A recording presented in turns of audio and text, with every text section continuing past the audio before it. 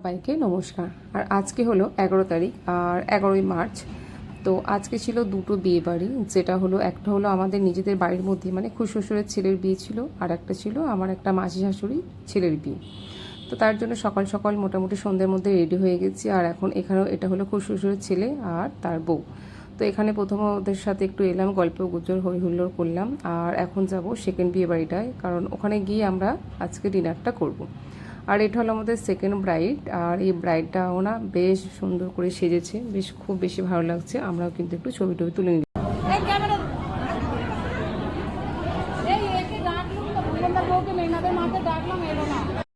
আর এখন বসে পড়েছি রাত্রেবেলার ডিনার সারতে। আর মেনুতে আজকে অনেক কিছু আইটেম ছিল, আর যার মধ্যে বেশি আকর্ষণ ছিল সব থেকে বেশি, সেটা হলো বাসন্তী পোলাও, আর তার সাথে হলো মটন কষা। অনেক আরও আইটেম হয়েছিল যেগুলো তোমার সাথে শেয়ার করতে পারিনি, কিন্তু এই যে কম্বোটা ছিল এটা কিন্তু বেশ ভালো খেতে ছিল, দুর্দান্ত। আর আজকে তোমার ভিডিওটা এখানেই, সবাইকে শুভ